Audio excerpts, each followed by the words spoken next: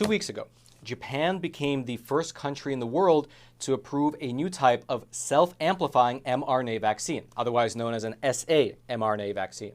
Specifically, a company called Meiji Seika Pharma, that's based out in Tokyo, they released a statement on November the 28th announcing the fact that they've been given official government approval to manufacture and market a replicon vaccine, which is the first ever to use self-amplifying mRNA technology. Here is part of what their statement said, quote, Meiji Holdings announces that its subsidiary, Meiji Seika Pharma, has received approval for the manufacturing and marketing of Kostaive for muscular injection, a self-amplifying mRNA vaccine against COVID-19 from the Ministry of Health, Labor, and Welfare in Japan.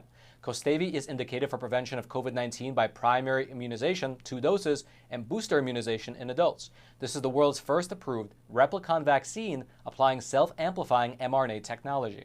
Now, obviously, I'm sure that almost everyone watching this video right now has the very same question in their mind. What in the world is a self-amplifying mRNA vaccine? Well, to answer that question, let's compare this new vaccine to the quote-unquote normal mRNA vaccines, like the ones from Pfizer and Moderna. Here's how the normal mRNA vaccines work. Whether it's Pfizer or Moderna, this is the basic outline. You have a strand of modified mRNA, which contains in it a sequence for making the spike protein of the SARS-CoV-2 virus. That's the part in red. And the strand of RNA is protected by a layer of lipid nanoparticles, which dissolves in the process of getting the RNA strand into the body's cells.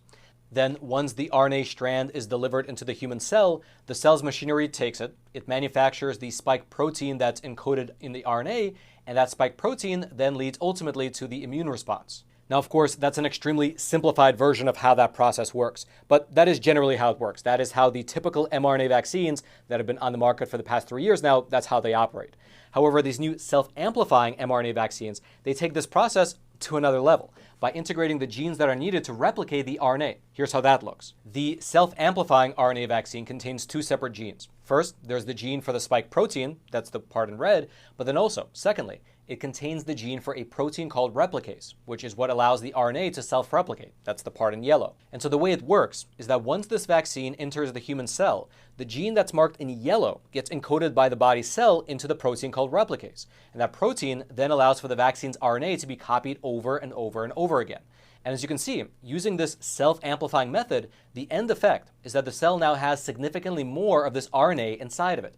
This then leads to significantly more production of the spike protein, and then subsequently, in theory, more antibodies. In summary, here is how an article over in Nature magazine described the difference between the conventional mRNA vaccine and this new sa-mRNA vaccine. Quote, conventional mRNA-based COVID shots consist mainly of the genetic instructions for a viral protein that are surrounded by regulatory sequences.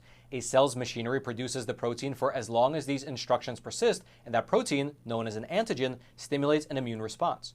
By contrast, sa-RNA jabs go a step further by integrating the genes needed for the replication and synthesis of the antigen encoding RNA, effectively establishing a biological printing press for fabricating the vaccine inside cells. Now, in terms of the supposed benefits of using this new self-amplification technology, the researchers who developed it, they say that the main benefit is the fact that because the RNA portion of the vaccine copies itself over and over and over again, well, you don't need to inject as much RNA into a person's arm. And therefore, at least in theory, there should be fewer side effects.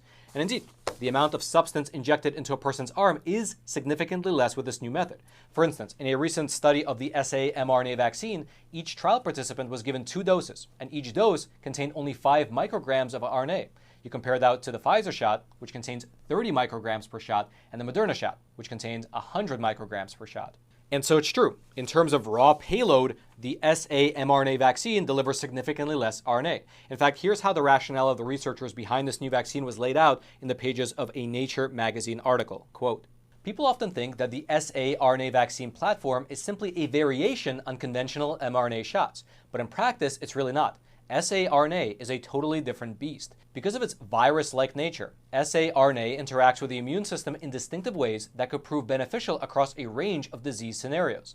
When it comes to preventing infections, for instance, its self-amplifying capabilities could enable the use of lower vaccine doses. The COVID self-amplifying RNA vaccine requires 1/10 to 1/6 as much vaccine per person as other RNA-based COVID-19 booster jabs. Reducing the amount of vaccine administered in each injection should result in lower production costs. And although the side effect profile of the COVID sa-mRNA vaccine seems comparable to that of a conventional mRNA shot, it is conceivable that the benefits of the platform's smaller doses will help to mitigate the severity of aches, fevers, chills, and other loathsome symptoms collectively known as reactogenicity. Well, this new technology has been given approval for manufacturing and marketing within the country for the treatment of COVID-19. Quote, Kostaive is a vaccine against COVID-19 applying self-amplifying mRNA technology developed by Arcturus Therapeutics Incorporated, which is designed to self-amplify once delivered into the cells, so that it generates a strong immune response and the potential for extended duration of protection while using lower doses of mRNA compared to the existing mRNA vaccines. Since its self-amplification is limited to over time, no safety issues have been identified. Meiji Seika Pharma is currently preparing for and conducting clinical trials of replicant mRNA vaccines against novel variants of COVID-19 virus and intends to commercialize them in 2024. And so, if you happen to be in the market for trying a brand new vaccine, well, the only thing between you and this new sa-mRNA shot is a plane ticket to Japan.